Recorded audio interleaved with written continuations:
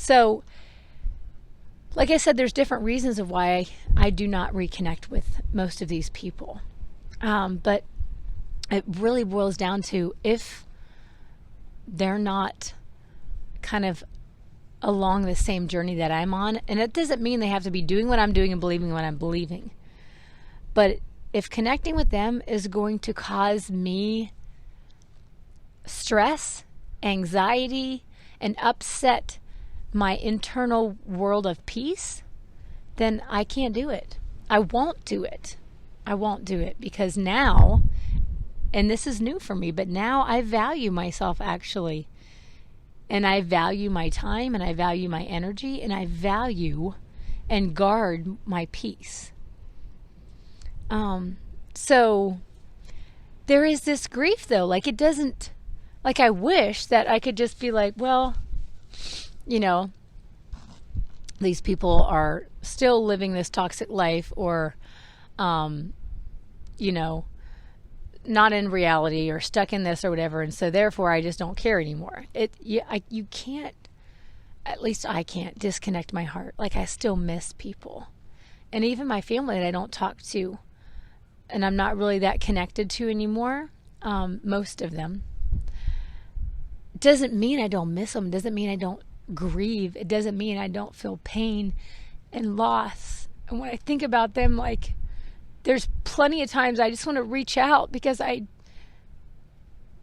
miss them, and I want to be connected, but I also have come to a place in my journey that I don't want it bad enough that I will sacrifice my sanity, my peace, and my happiness. I won't sacrifice it anymore. It's not worth it.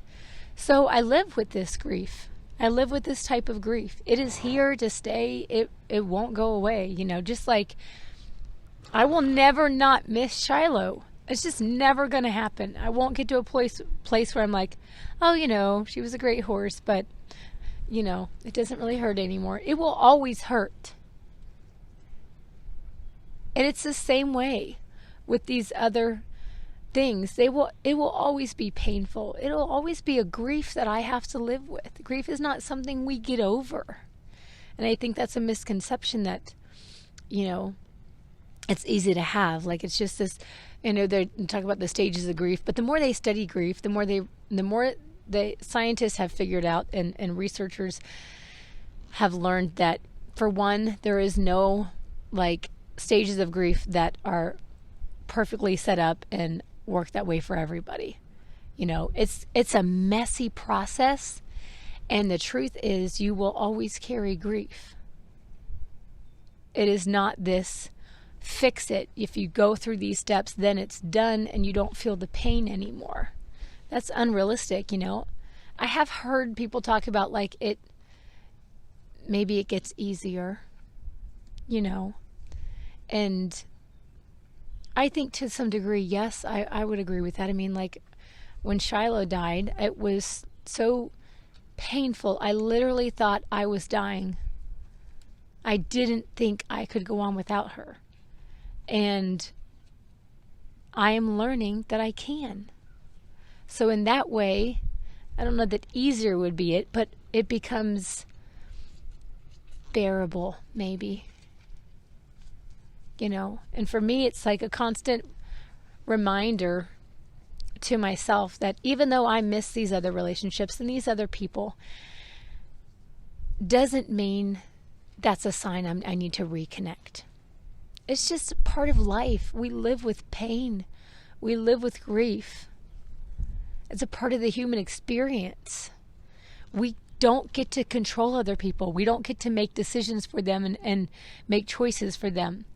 Everybody gets to choose. And it doesn't make them bad and me good. It just means that I get to choose. It means I get to choose what is going to be honoring to my journey and I get to choose to leave what is not. But I don't get my cake and eat it too. I can't have all of these relationships and get what I need out of them and expect them to treat me a certain way and demand that and have my connections, but yet have everything I want from them. Like, it doesn't work that way. They get to choose. And so, you know, they choose their path and I choose mine. And even on my last conversation with my mom on the phone, you know, by the end of the conversation I said, Mom, it's pretty clear that we're not on the same path. And I hate even saying that because it sounds so judgmental, like there is the right path and the wrong path. And there's not. There really isn't. But I realize that for me to pretend like my mom and I were on the same page and we believed and thought the same things, and that we could just be like, yes, life is great, it's fine, you know, God is good, everything happens for a reason, let's still carry on, was very, very harmful to me and would have been dishonoring to my children. So for me, I needed to separate. Because to continue on in that relationship and pretend like I could be okay with the things that she was saying and the things that she was believing, it not just was like, it wasn't a situation of like, you do you, boo. It was a situation of like, no, there's a lot of pain. And the things that I need from my mom, she's either not able to give me or not willing, or, you know, I don't know. Maybe a combination. I know healing and changing and evolving is painful, and not everyone chooses to do it because of that. And that's just another thing, like everybody gets to choose. So I wanted to talk about that because I know there's so many people out there that are torn between people they love, dearly love, but yet to be connected to them would be harmful for them or their family or both. And I just wanted you to know you're not alone. It is painful. And making those decisions to honor yourself and to honor your journey and to let go of relationships that are not honoring to that, that's a hard place to be. And it's important and it's brave, but it's also shit hard and painful. And I wanted to acknowledge that today. It's okay that you miss them. Of course you do. You love them. And that's what I remind myself. Of course I miss my friends and, you know, some of my old relationships and my family. Like, of course I do. I love them.